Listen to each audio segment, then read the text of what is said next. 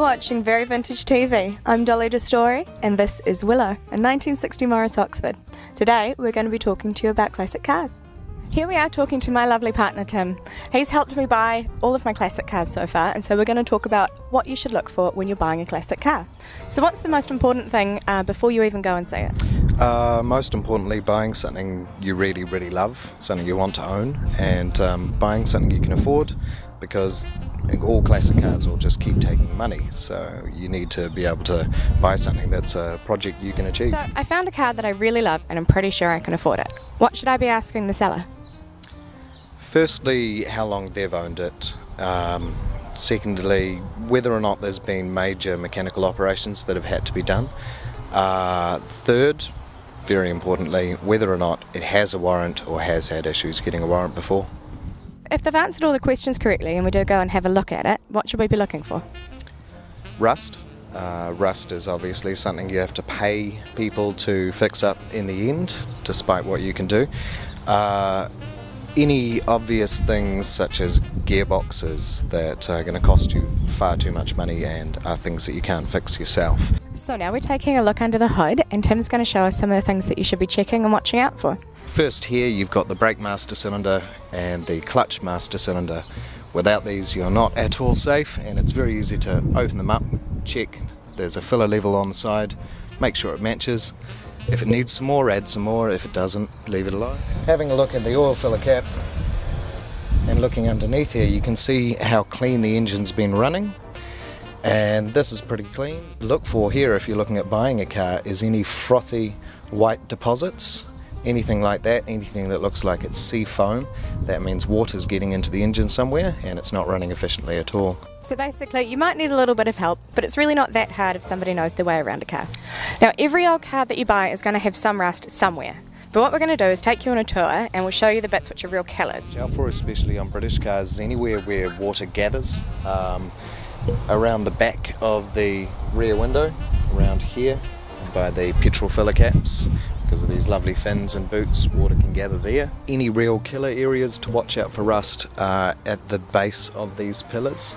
So anywhere where water's gone down in these seams and come down this pillar here is getting into serious warrant fitness issues. Okay, so you've found your baby, you love her, you've checked her out and she's all good, and you've bought her. Now what do you do next? Well, the first thing that you should do is buy one of these. Try and find either the owner's or the workshop manual for your car. It will show you where everything is, it will give you all of the maintenance that you have to do weekly, monthly, 6-monthly, yearly, etc. And it's just absolutely invaluable. Because sometimes it can be a little bit hard to find where things are in old cars, they don't really label them. Now, if you've always dreamed of owning a bench seat like this, there's one thing you need to know, and that is a bench seat means a column shift. So this is 1, 2, 3, 4 manual, but it's not on the floor, it's up here on the gearbox. But if you can drive manual comfortably, I promise you, you can drive a column shift. It's scary at first, but you can do it. Now, every lady's glove box, if she's driving a vintage car, needs to have a couple of things. Cute little flat shoes. You can drive in heels, of course, but it's much better to drive in flat shoes. Sunglasses, such as I'm wearing now. These are driving glasses, so they don't actually make things darker, they make them brighter and cut the glare. They're a lot safer. Then you'll need a headscarf to keep all your hair in place if you're driving with the window down on a beautiful sunny day. And last but not least, you need a lovely pair of vintage leather driving gloves. Of course you do. Now there's a couple of things you should always make sure you've got in your old car. We'll talk to Tim about tools in a second, but you should always make sure that you've got some spare oil, a bottle of spare water, and it's really useful to have a can of spare gas in the back seat. Incidentally, you should never let your gas get below 1/4 of a tank in an old car. Sometimes the gauges can be wrong, and sometimes you'll just be too far away from a petrol station. It's just a good rule of thumb. Now, when you have your own old car, it's quite important that you carry with you the tools that you would need to do an emergency repair if you're on the road. So Tim's put together this lovely toolkit for an old British car, and he's just going to take you through what you need.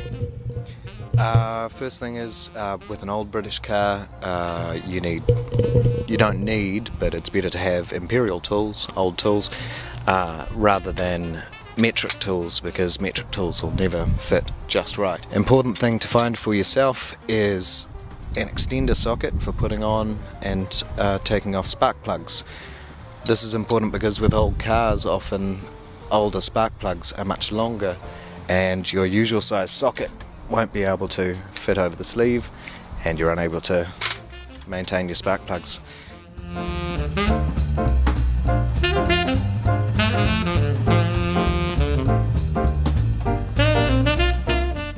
Okay, so we've got all of our cute vintage gears on for driving our classic car and we want to go racing off. But you can't just get in and drive away. It's incredibly important when you're driving an old car that you let it warm up for at the very least 3 or 4 minutes, preferably 10. Fix your makeup, check your hair, do a crossword, whatever it takes.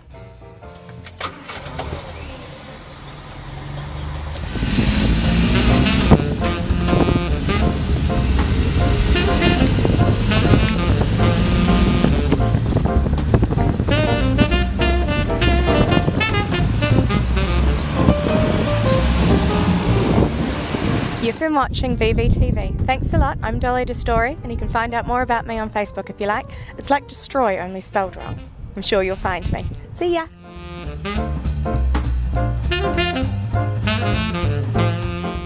Subscribe to our channel, we put out every Wednesday.